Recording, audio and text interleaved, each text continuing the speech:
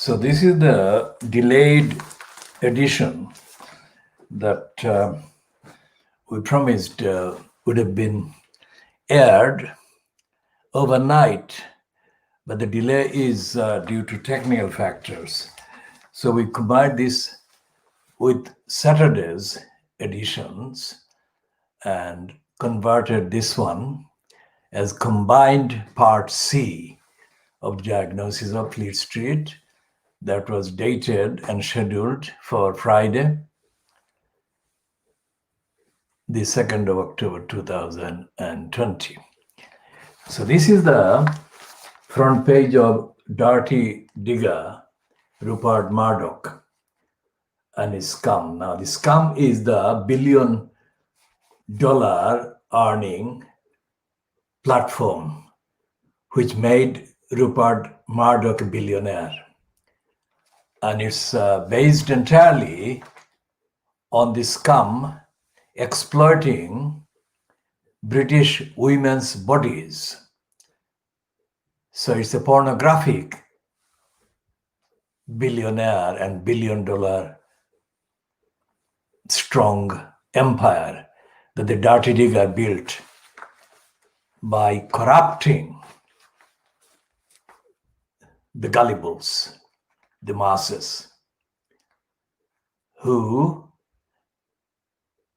continue to fund the paper, and it is still the bigger circulation tabloid, despite all the internet and other technical factors.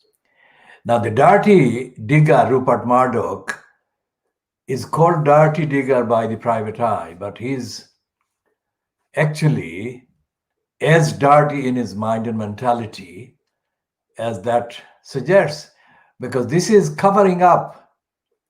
This is Murdoch covering up from the gullibles and hiding from the gullibles the serious implications on the news about his co-racist and co-hater Donald Trump being reportedly in hospital with the virus that he denied all these months. And instead, the racists are continuing the harassing kind of coverage of Harry and Meghan Markle. And this is typical, it's a telling moment. While all the world's main newspapers are running lead stories about Trump being found to be suffering from a virus that he said didn't exist. The Dirty Digger is hiding behind the stupid excuse that there is a book about Harry and the royal family's rift and whatever. This is absolutely corruptly conceived, and this son is behaving in a typical scummy way. It wasn't the so-called editor who decided. This is directly the Dirty Digger's work.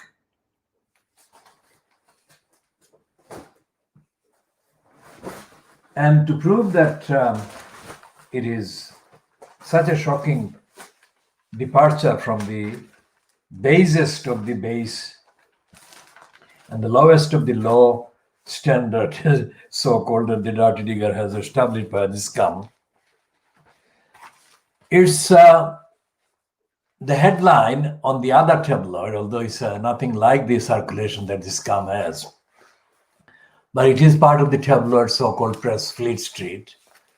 And they take a mick that they are really mocking Trump with this item. This is a kind of collection of all these bubbles contain various quotes and various assertions that Trump has made during the last few months, denying that the virus existed or the virus was affecting anybody. And some of these I shall read, not all of them, because there are too many of them. End of the pandemic is in sight, Donald Trump.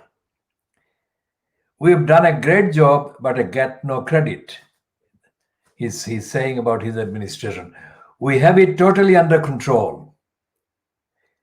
A lot of cases is a badge of honor. He said a lot of cases is a badge of honor. So his getting the case is now the ultimate badge of honor. I mean, none of the vocabulary, the collection of words that and phrases that exist in the English language, whether it's American or British or anywhere else, there exists no phrase or word that can accurately describe Donald Trump. He is that bad. He is that insane. He is that stupid, and he's absolutely beyond the capacity of users of language to comprehend the extent of his badness and his swampness and everything. All these, and then they are ending with this one. I mean, the last one before the very last one on the page. I don't believe you need 30,000 ventilators. That's Donald Trump. And then his tweet is Flotas, that is First Lady, and I tested positive for COVID-19. Donald Trump. That's a confession. Nobody who suffered any of his complete, indescribably stupid 7 months or 8 months of denials and lying could have made this up. That he and Melania would get infected with this one. And at this time, this is exactly now, a month before the so-called American election, which he has already denounced as being rigged. And he did that he did say the same thing in 2016 as well, and he got it rigged. He had it rigged. And they're saying inside the Star, it is absolutely accurate, isn't it? Now we come to why, despite all this getting their headline right, the Star have a lot of responsibility, lot to answer for. Because when Trump was launching his corrupt so-called campaign by saying, let's ban all the Muslims, he did that on purpose. And he did that by exploiting what he had said 20, 30 years earlier about the American Republican Party and the right-wingers being the stupidest people on earth. He was exploiting the Republicans. And he was exploiting the racists, and he was taking advantage of them. And he was inciting them in order to get the votes with hatred as the capital. When he did that in 2016, all the British papers, including the tabloids and especially the tabloids, were looking for any excuse to deny the fact and the impact of what he was saying. And they denied, and they still deny that he is a racist. They still deny that he is an anti-Muslim. This news item about his catching the virus is, of course, factual. But it's not the truth, because the truth is that he's not at fault for catching the virus. And he could not have prevented it if he.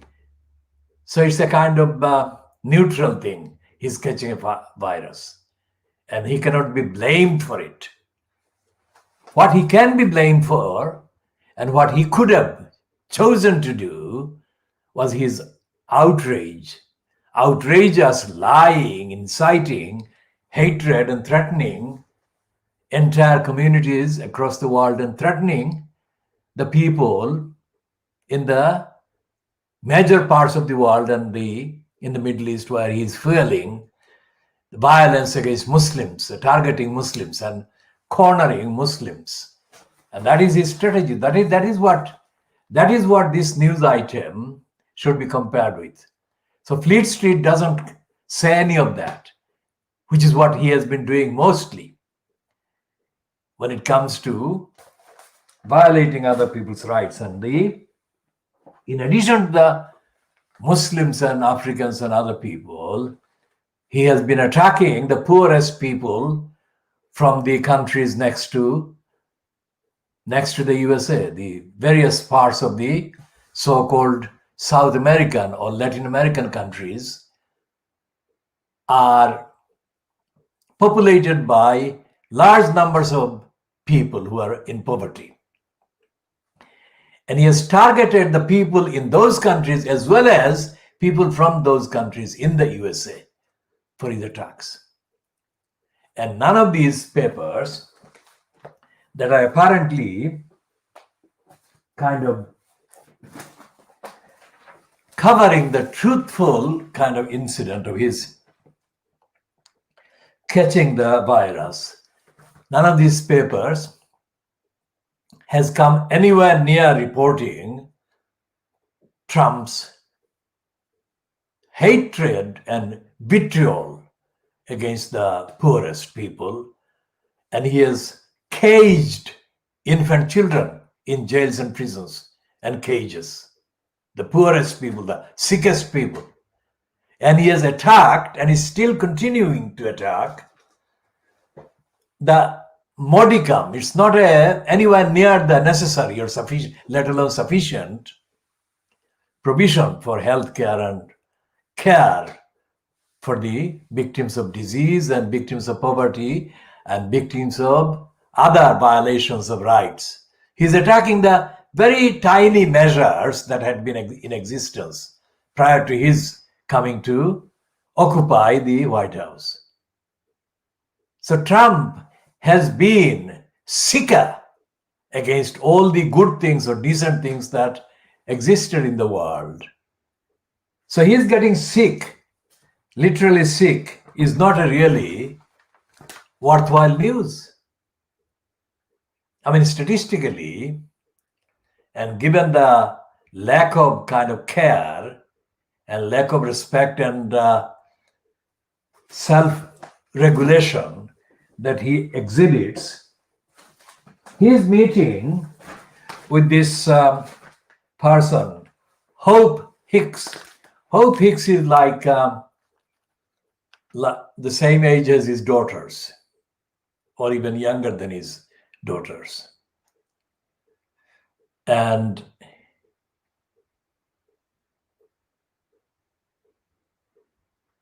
the case is that only a few days previously, he reportedly mixed with a number of people, including especially with Hope Hicks.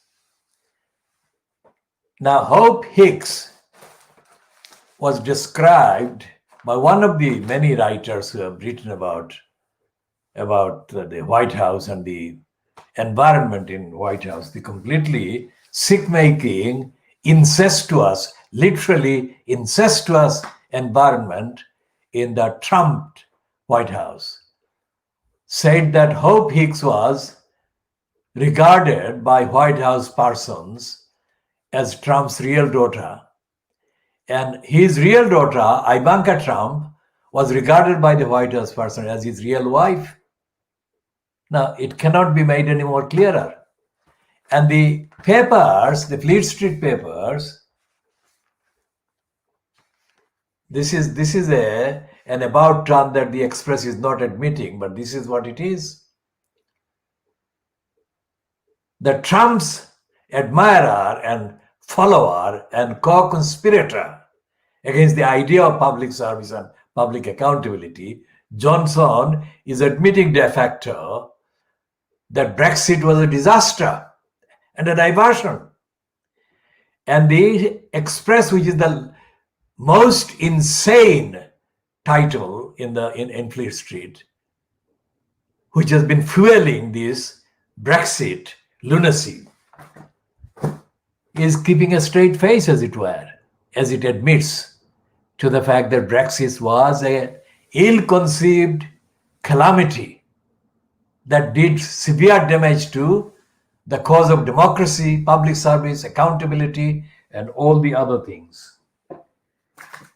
So this world exclusive diagnosis of Fleet Street is world exclusive, not being taken in by them, not at all, not even by the Financial Times, which is more concerned about the turmoil it is causing or potentially causing the American election. What election? America did not have an election. Trump stole the 2016 election. Full stop. And this one is going to be stolen. Now, this is only a month to go, and it is impossible to predict the exact tactical maneuvers that the Trumpeteers will adopt, and the Trump camp and the right-wingers and the racists and the anti-democracy brigades would adopt. It is still too early, still 4 weeks to go. So it remains to be seen what they will be doing. But whatever they will be doing with the collusion of the British press. Absolutely, including the Financial Times. I mean, this is a pink paper, and they boastfully call it the pink un. I mean, as if it's something that people are fond of. This is £4. Remember, this is £4 cover price. The price is. How many people in poverty can afford even a Financial Times, even one copy? £4 is too much money from the amount of money that ordinary persons in poverty and low income have available for the whole week. So think about this. £4. They make it absolutely prohibitive. There is nothing available in there in terms of substance. And as I said, the other day, not yesterday, I think day before yesterday or 2 days ago, the Financial Times has person who wrote the piece about politics of the judiciary and politics and the judiciary, or parliament and judiciary. He was actually kind of making a poor, ignorant, ill-read imitation of the 50-year-old research work that J.A.G. Griffiths of the London School of Economics wrote about, and he called it the politics of the judiciary. But even Griffiths was not anywhere near rigorous enough or informed enough about the extent of the politics of the judiciary, let alone the extent and the fact of the corruption and racism of the judiciary in Britain. And so therefore, the Financial Times is not to be trusted any more than the rivals or the so-called tabloids of Fleet Street that are kind of much less costly in terms of cover price, because the agenda remains the same: covering up, hiding the truth from the public. That's what the media is doing. So the expression of the word newspaper coverage, which has for long been used to mean or indicate the reporting the facts of what has been going on in terms of political life and any other aspect of society, if society existed, if society was ever acknowledged. That is the big if. To keep the public and the reading public informed. But that is not what has been happening. The press has been under cover of covering actually covering up the truth.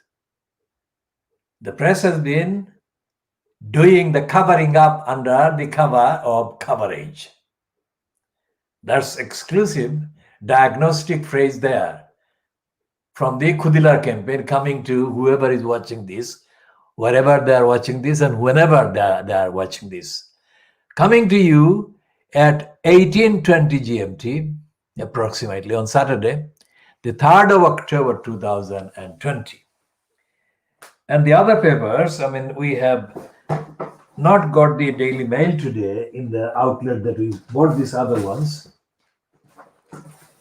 So the Times didn't have the Saturday magazine inside it. So what we haven't got is the Daily Mail, but we do have the Boris graph. Boris is the kind of his backers and employers in his promoters and his sponsors keep over comparing him with Trump. The idea being that Boris Johnson is following in the footsteps of the world's most powerful leader, or the democratic world's most powerful leader. That is absolute rubbish. For a start, despite the gloss and despite the promotion, America has never been democratic. It has been one of the democratic experiments. The democracy never established in America. It cannot be established in America the way things are and where the Constitution is. I don't say the way the American Constitution works because it doesn't exist. A working democratic Constitution doesn't exist for the huge numbers of people who are being deprived, denied access and franchise and say and voice and livelihood and lives. So when Boris Johnson's employers and his kind of promoters and his sponsors, because all these words, employers, promoters, sponsors, I'm using those separate concepts to relate to those people who use him in those relationships. He serves his sponsors and he works for his promoters and he is an agent, yes, of his sponsors and employers and whatever else is behind it.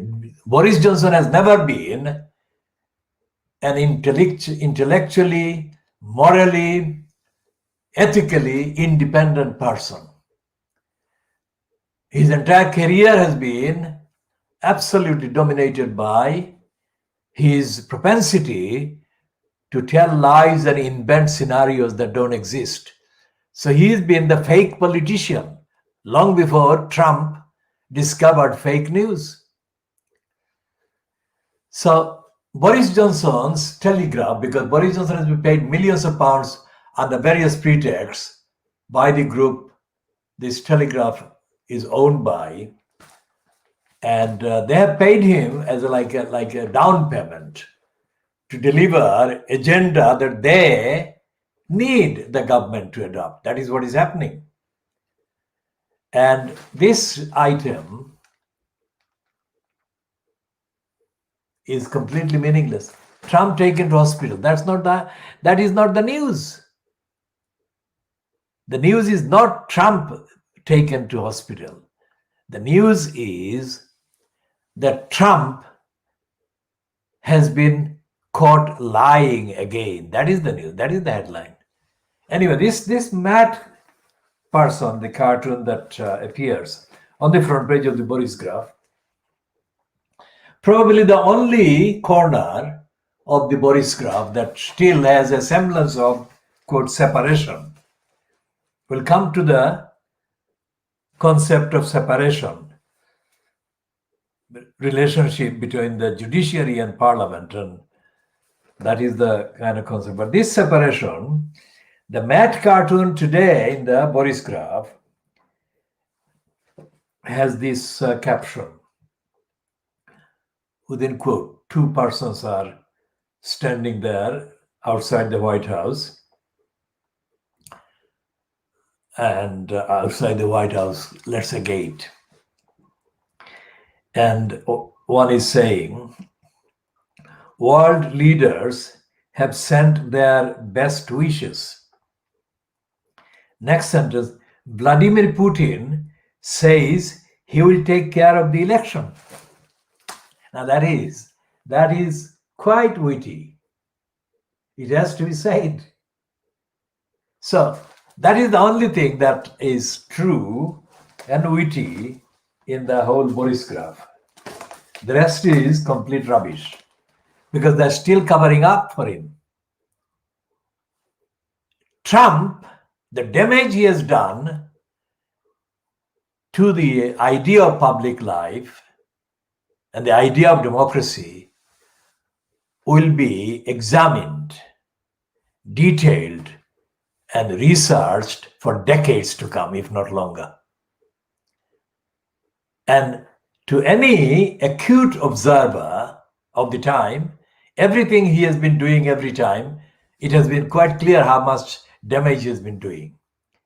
But not to the press, not to the press that has been dominated by right-wingers who use the press to continue to control the gullibles.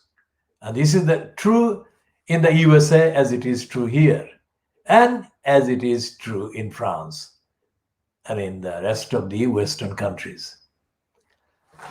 Now, we shall be looking, of course, at the situation in Bangladesh over the thugs that raped this 19-year-old female person. We shall be looking in the next edition, but just to say that the confession already reported overnight by a number of them that they did do the crime, I think is very unusual. Confession to gang rape by as many as 3, according to the overnight report that I've seen, is too early an incident in an investigation like this. So something rotten is being cooked in Bangladesh to save these mass rapists. And the more conspiracies they hatch to save them, the worse it becomes for them to have any legitimacy. So the slogan from this campaign is no rape in Bangladesh. That is to say, no rape must be tolerated in Bangladesh. And Bangladesh and rape are incompatible. And rapists must not live in Bangladesh. And that is the continuity kind of statement emphatically announced by this campaign until the next edition, which will be later this evening. So this is coming to 18:28 hours GMT. Just about half an hour we have had this program, this edition, on Saturday, the 3rd of October, 2020.